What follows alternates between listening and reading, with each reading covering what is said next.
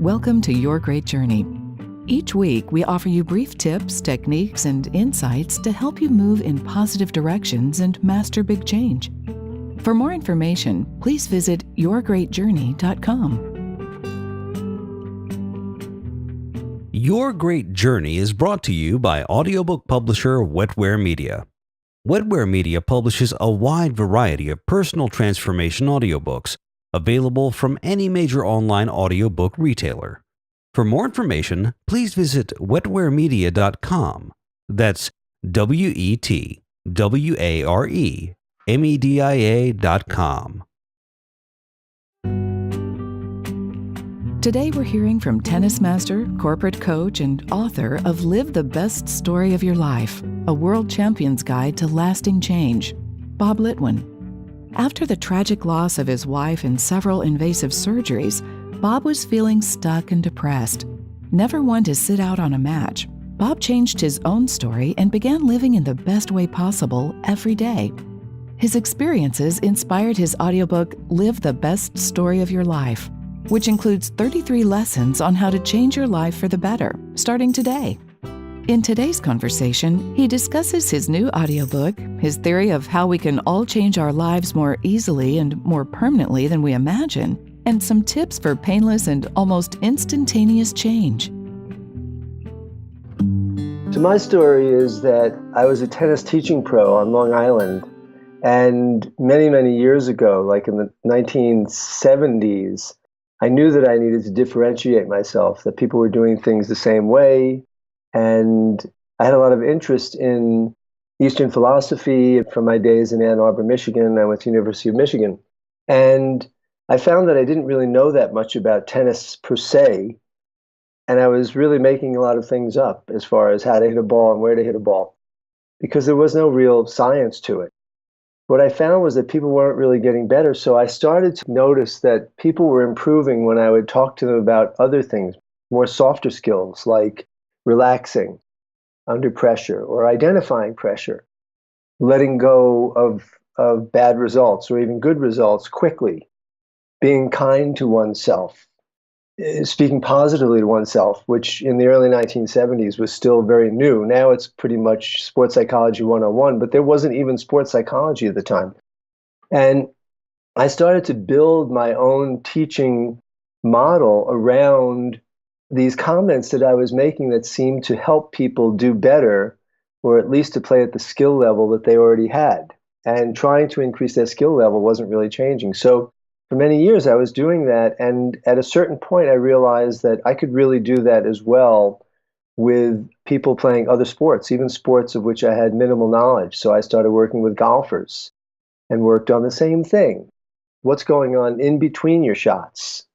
What's going on in your head, in between your ears? Over time, I started to run seminars in how to deepen focus. Came up with a business called the Focused Game Seminars. People who came to it turned out to be people of all walks of life, businessmen, businesswomen, housewives, moms, whatever. And they were looking for an edge in whatever sport or whatever they were doing in their extracurricular activities. And a lot of the business people were saying, like, this is a lot like business stuff. Do you ever work in businesses? And I was like, no. I only work in sports. But eventually I got sort of dragged into a couple of businesses, and I was giving some, at that time I would call mental coaching to people that felt they wanted an edge. They just wanted a little bit more than just their basic understanding of how to run a business.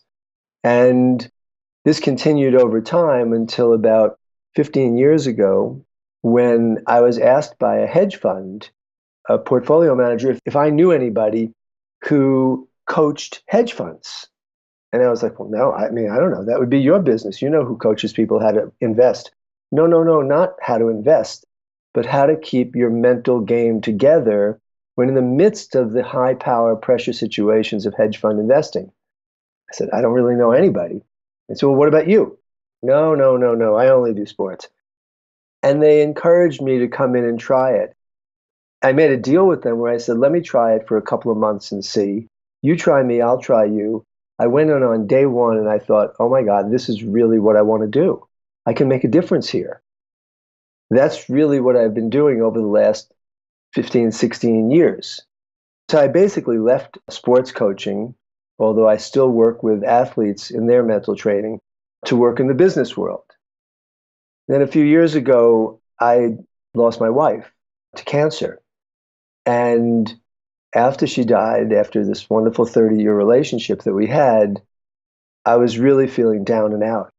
A couple of things had gone on for me. One was that as a competitive tennis player, which I was, I had reached number one in the world in the 55 and over, even though I was a late starter. I had 2 hip surgeries, one of which failed.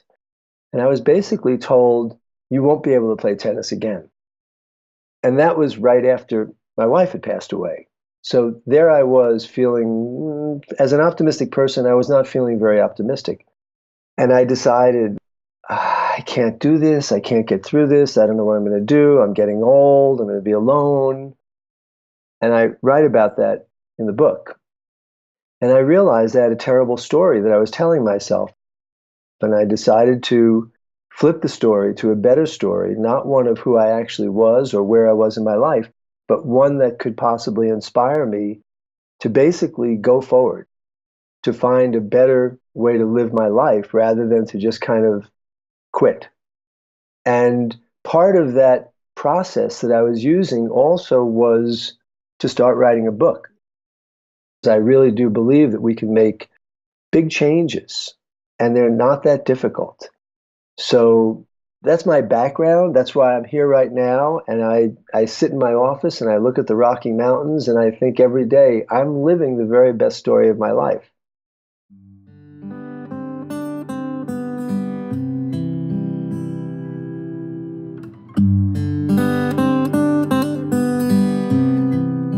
I really believe that all of us have narratives or I use the word stories that we have come to where we are in our lives with. And many of those stories were formed many, many, many years ago. They might have been things that our parents or our priest or rabbi or our coaches or our teachers or siblings or grandparents or neighbors would tell us. And being young, we would believe these stories. They might be a story of like, oh, you're so undisciplined. And that would be planted in my brain. And I would grow up many years later still thinking, I have no discipline. A story like that could limit me in many ways. So the power of the narrative is that it can keep you from flying, or a better narrative can help you fly and help you go beyond where you think you are. When I do talks about this, people say, oh, you're talking about like limiting self-beliefs. Okay, yes. Or, not having good goals. Okay. But I think those words have been overused and they've gotten a little bit old and people don't really get moved by them. There's something about stories, that word, that makes it easier for people to switch a story. An example would be one of my clients, very, very, very successful person. He's in his 70s. I've been coaching him for a few months, and he really doesn't take advantage of the coaching experience that much. And one day he said to me, well, I'm very closed. I've never been an open person, and I'm not transparent. It's not that easy for me to be transparent. And I said, okay, well, that's your story. How does that story work for you? Well, it works okay. I said, have you ever been transparent? No. So I said, here's what you can do. I mean, I'm not judging that at all. If it works for you, that's fine. But maybe consider the possibility of writing a different story, just one line. And that line can be the opposite. It would be, I'm transparent. I speak my truth. You can write it down and not have to do anything with it. You can look at it on a piece of paper and say, no, I don't want to do this. I don't like it. I don't want to do it.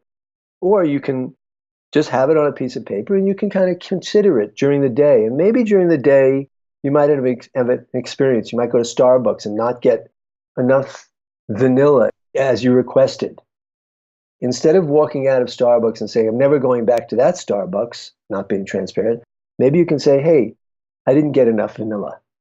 That's being transparent. You can try it. And if you don't like it, you can scoot back to what you were before. But you have nothing to lose by flipping your narrative, flipping your story into a better story that might allow you to expand yourself in some way. To me, it's extraordinary how, I mean, I love the word powerful, I guess, but how simple it is. It's so simple to take a story that is not working. And it's not that hard to know what stories don't work. People will say like, well, I'm this way because of this or that or the other thing. It's like, I'm always late, or I'm impatient, or I don't know, I'm just like stressed all the time. People say this stuff all the time. They're very good at identifying what's not working for them. And in my work or in the book, I'm saying like, is that story working for you? If it is, good, go forward. But if it's not working for you, what's the risk? What do you have to lose by flipping a story and experimenting? And even beyond that is the idea of, well, people say, well, like, I'm not that person though. Okay, that's fine. But during the day, you have opportunities to practice in small ways. You may not have to practice in the biggest way. If what you're working on is being more patient, you can, when you're waiting for the elevator, practice not pushing the button more than once. That's a way to practice patience in a small way. It's like a 1-pound weight. All throughout the day, we have opportunities to practice new stories in incremental small ways. And then we get better, just like strengthening a muscle. I believe change is easy and fun and exciting and worth getting up for every single day. And the story that we've been told about change has not been a good story, which is it's painful, it's hard, it never lasts. What's painful about change? It's not painful. It's exciting. It's exhilarating. It allows us to go way beyond where we've ever been.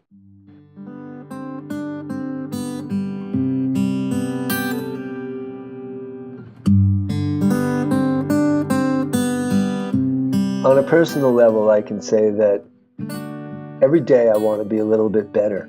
And by me flipping stories, every day of my life is exciting. Why should people listen to this book?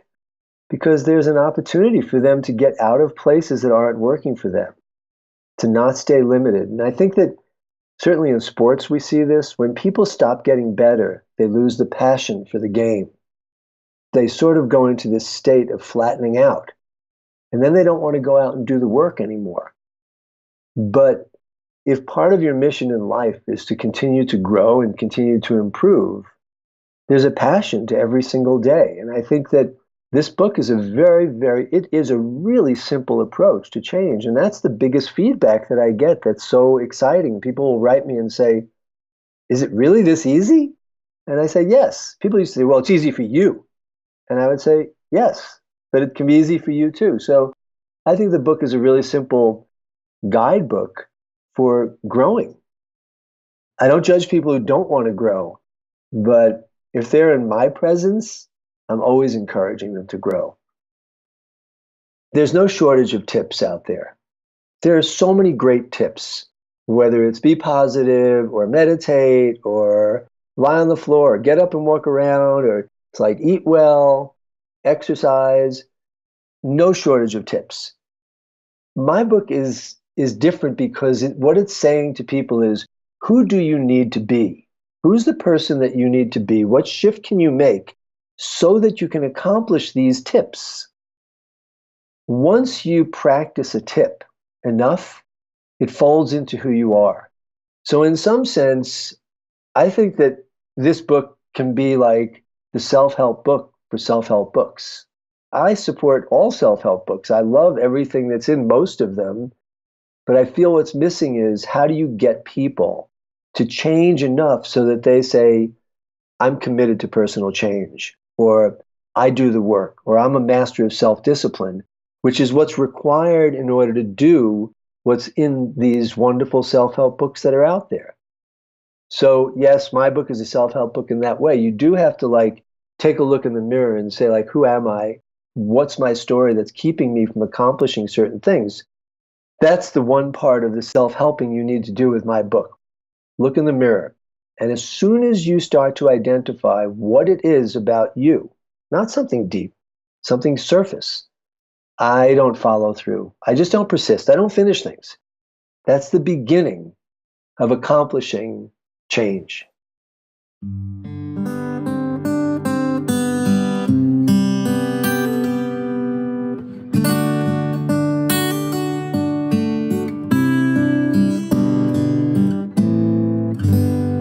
Always always start off with like, what is your current story that's keeping you from being who you really would like to be? In the best world, who could you be? And why not? What's going on? Not therapy, not, well, when I was young, this or that or the other thing, but today. It would be a good idea for somebody to ask themselves, am I getting what I want in my life? Am I where I want to be in my life? Are there things about me that I'm not crazy about, that I don't really tell anybody else about? And jot a few of them down and see if any of them are something that you'd like to attempt to shift. There's no risk. There's no total commitment that just because you're writing down, gee, I'm so negative, that you have to do anything about it. Whatever it happens to be, write it down. Start there, take a look at it. Don't get despondent about it. Look at it and say, could I take this on? And if the answer is, I'd like to take it on, well, absolutely, then flip the story and then put that old story in the rearview mirror. You don't need to go there anymore. You may be that way, but stop talking about that and start talking about your new story. Share it with the world. Share it with a partner. Share it with a colleague. Share it with somebody that's going to listen and say, guess what? There's a new me in town. Get ready. I'm on my way. And that's the way to get started. For me, when I was lying in bed after like losing my wife and being told I wouldn't play tennis again, I said, I need a new story. Let me write it and see what happens. And by the way, from that new story, as I said, I got remarried, which I didn't think was going to happen. And I ended up becoming #1 in the country again in tennis, even though I was never supposed to play again. I wrote the book because I wanted to help people. When I first spoke to my publisher, they said, what do you want? And I said, I just want to create more influence. I have influence with the people that I'm in front of, but I'd like to be able to get it out there more. I want to make a difference in the world. Even when it comes to the sale of the book, I'm certainly happy to make sales. That's really good. And I know it's great for my publisher and it's okay for me too.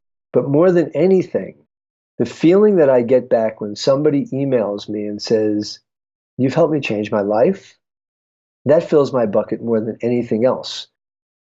It's a wonderful feeling at this point in my life to be less concerned about what I'm getting financially and more concerned about what I get spiritually and emotionally from this work. And that's been huge for me. A big change in my story. Thanks for listening to this conversation with Bob Litwin about his audiobook, Live the Best Story of Your Life, a World Champion's Guide to Lasting Change. You can purchase the audiobook from any major online audiobook retailer. For more information, please visit yourgreatjourney.com. Your Great Journey is brought to you by audiobook publisher Wetware Media. Wetware Media publishes a wide variety of personal transformation audiobooks available from any major online audiobook retailer. For more information, please visit wetwaremedia.com. That's WETWAREMEDIA.com.